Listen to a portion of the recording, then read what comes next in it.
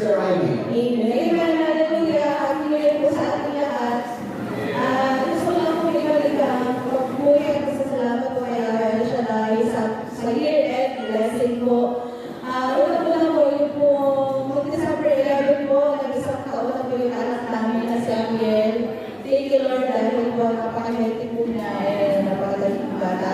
Pangalawa po is yung po, prayer ko po kasi celebrating po ako ng 37th birthday ko noong December 21.